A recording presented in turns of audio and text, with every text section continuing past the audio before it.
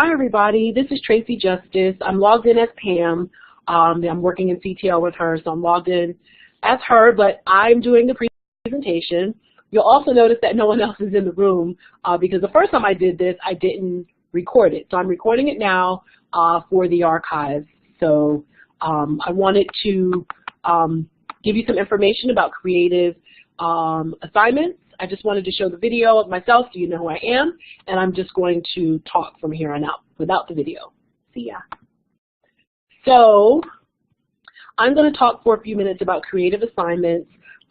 This is really just to give you some ideas to think about different things in terms of research, particularly if you have a variety of levels of students, a variety of course, personalities and, interests.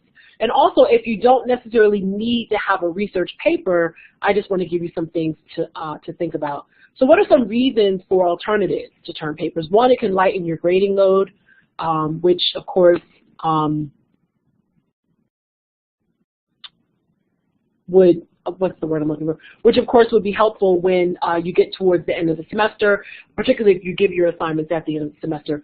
Also,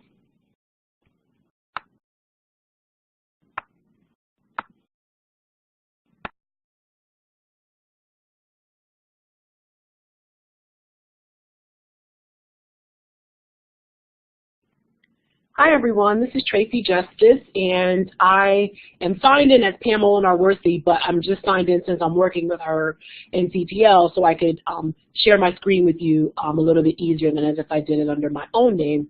So anyway, again, this is Tip-TJustus. I'm Associate Professor of ESL and Faculty Development Associate in Center for Teaching and Learning. So I wanted to talk briefly today and give you some ideas of research paper alternatives. This is not to take away from doing the research paper or get rid of it, but it's an option maybe for a smaller research assignment that might lead up to a big research paper, or maybe you want to do something different in the research paper. The traditional paper is maybe not necessary for your particular course. So I wanted to talk to you a little bit today about the reasons, and one would be to lighten the grading load. If you have some other formats and you don't have to read 20, 30, 40, 50 papers depending upon how many sections you have, this could help out with grading. Also, it can also be used to develop abilities on the way to writing bigger papers. So as I said, you may not get rid of the research paper, but maybe you have a small project to get ready for the research paper at the end. Still research involved maybe, but a different format. Also, you can also play to different students' strengths by offering them options to do different styles of research. Also, you can just sort of get accustomed to students' different voices and modes of communication. It's a nice break actually for me that now that I've done it, it's refreshing not to have a bunch of papers. I have a variety of options from students. And then also it can create a larger audience for students. It can go beyond what we just see. So depending upon what you do, you could offer,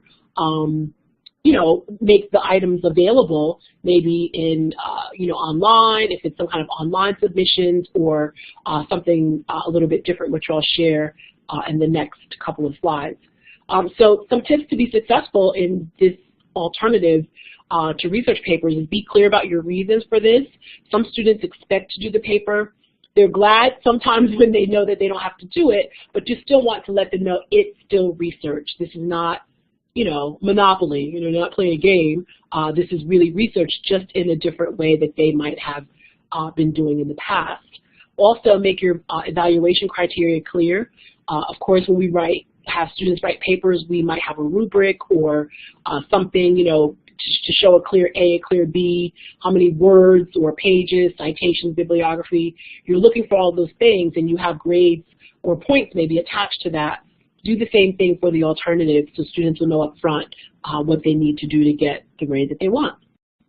Also, set clear expectations.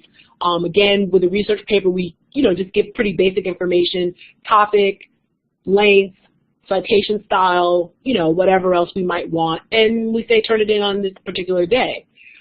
So with these alternatives, again, it might be new for some students, So you want to let them know if they have to do a presentation, the time that's allowed, if they're offering a handout that goes along with it, what are the elements of it, how much time they have to prepare this new style of research, also the kinds of research materials that will be accepted, and then any kind of conventions of different or unfamiliar kinds of writing, like annotations. Since they're not doing a full paper, you might just request an annotated bibliography or a summary or something, and you might want to share some examples or things like that to let them know exactly what you're looking for.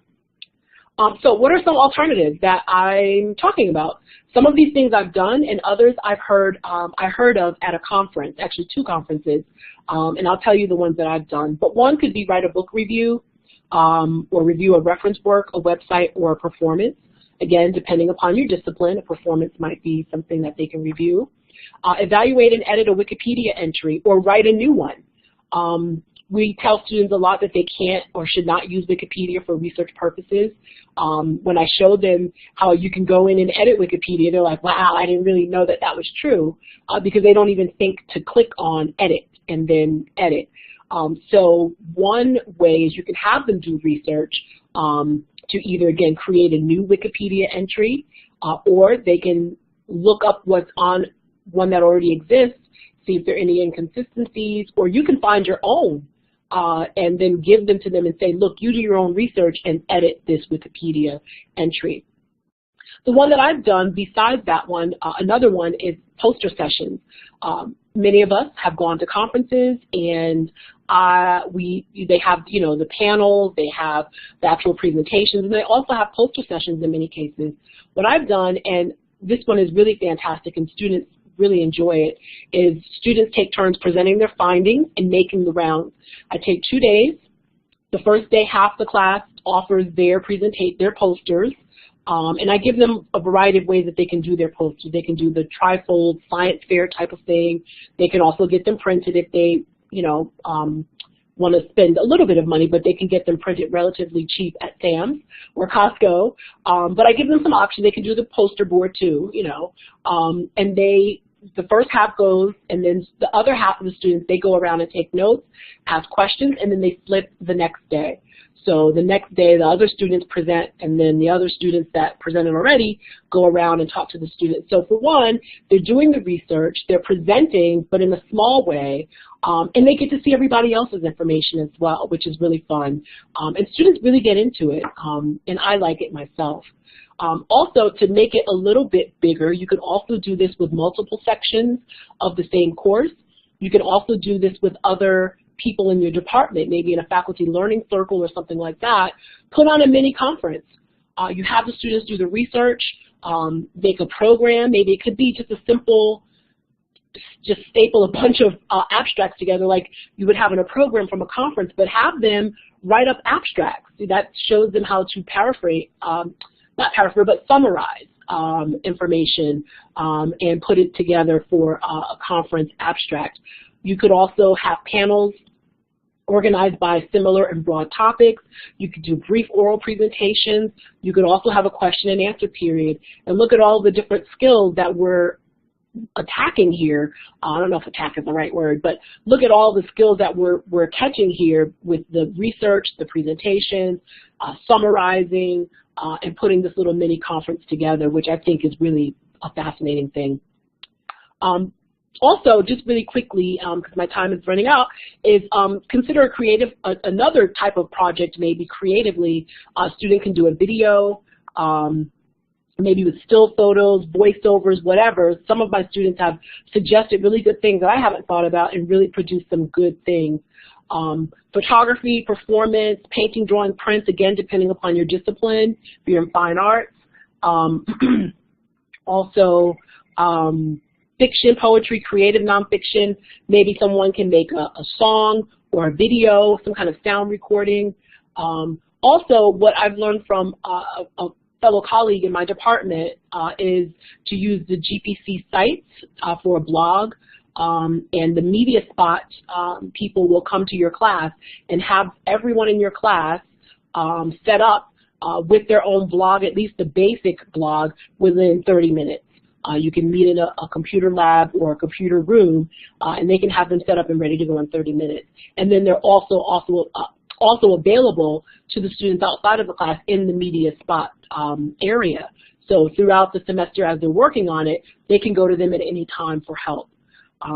Also, there's a website called Glockster. It's listed here on the slide, Glogster. It's an online poster board website, which is fantastic. I've used that one as well.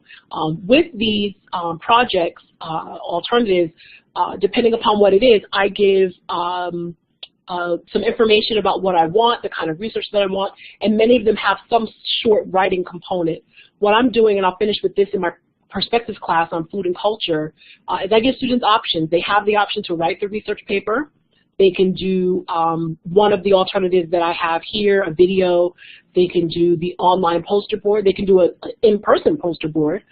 But the ones that choose to not do the research paper, there's still a short amount of writing, whether it's a summary with the works cited page, and depending upon the course, I'll give them shorter or longer, 250 words, 500 words. It just really depends. But there is some writing involved along with the research, and for all assignments, of course, they have to have their references. So they have a choice, and my students really like it. I also find that I get their best work because I'm playing to their strengths. Strangely, in all of the classes that I've done this, more than half of them have chosen the research, maybe about half, have chosen the research paper because they like to write. They're used to it, they're strong in it, and they also want to sort of hone that skill for their future courses as they continue their academic career. The ones that don't choose it, I get really good stuff. The one I've had a student that did the online poster board, and it was chock full of stuff, great pictures.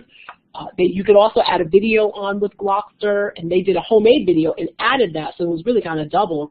But just really great things because you're playing to their strengths and they have a choice. So please feel free to contact me at any time. My phone number is 678-891-3531, and my email is Tracie, Tracie, .justus@GPC. And you can always find me in CTL. You can call the CTL office 2425, and if I'm not here, Pam or Peggy will take a message and get it to me. So I hope you've enjoyed, and I hope I've given you a couple of things to think about. Again, please feel free to contact me if you have any questions or if you want to just sort of run some things by me, and I'll be more than happy to chat with you. Thanks a lot. Have a great one.